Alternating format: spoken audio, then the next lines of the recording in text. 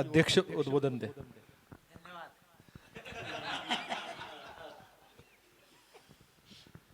आदरणीय भगवती प्रकाश जी, आदरणीय मुकुल जी और सभी बंधु भगिनीगण,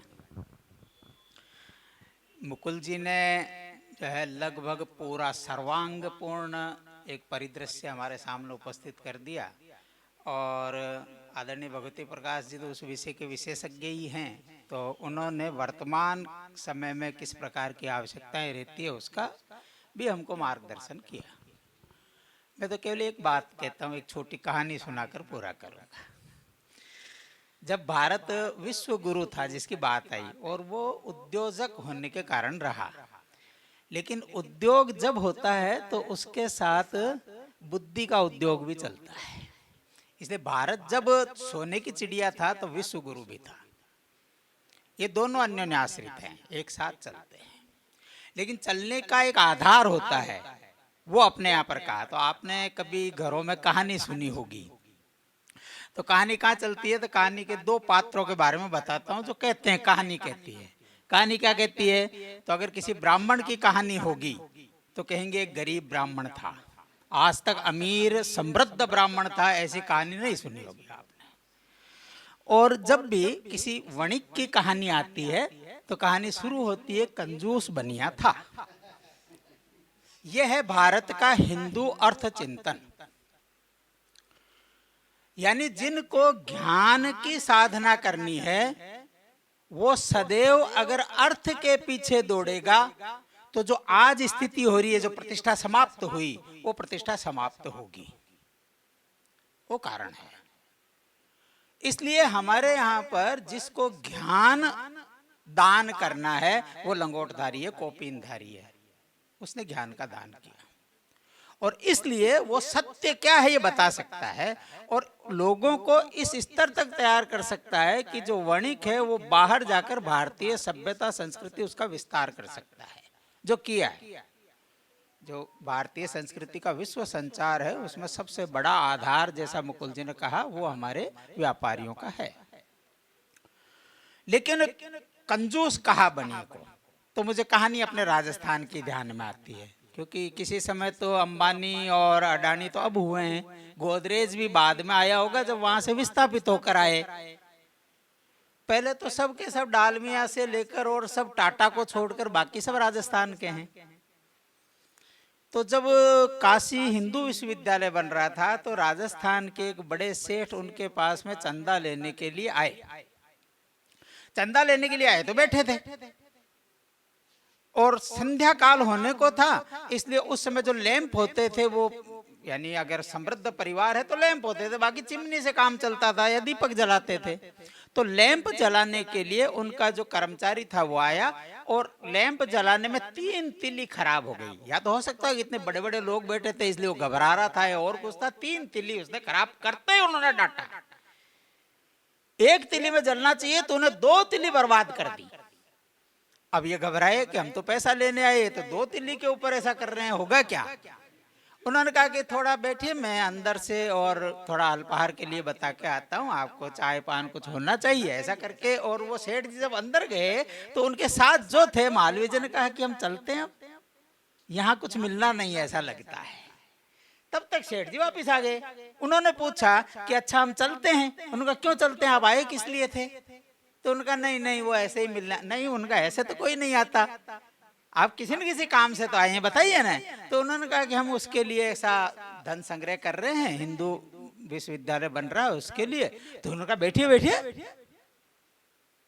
और अंदर से जाकर अपने जो लॉकर था उसमें से 25,000 रुपए, उस समय के आज के गिनना कितने हो सकते हैं। मैं अभी गया था लक्ष्मणगढ़।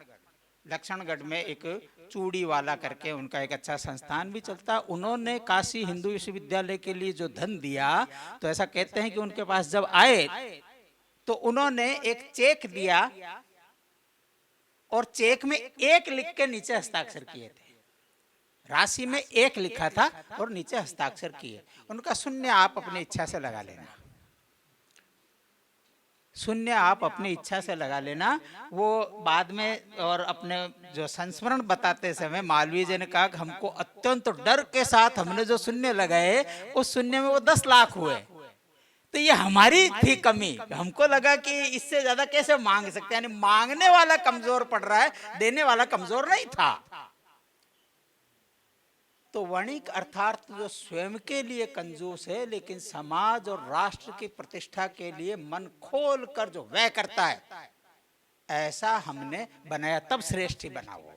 इसलिए राजस्थान में जाइए, जिस भी गांव का कोई बड़ा सेठ है, वहां के सब प्रकार के सार्वजनिक जो चीजें आपको, विद्यालय, महाविद्यालय, औषधालय, धर्मशाला, जो कुछ भी मिलेगी मंदिर तक, वो सब उन सेठ ने बनवाई है। अपने पीछे बैठे ना भाई साहब, कभी रेलवे स्टेशन जाएंगे आप, कांवट के रेलवे स्टेशन से बाहर की ओर इनकी हवेली दिखाई देगी, धर्मशाला हवेली, वो धर्मशाला है।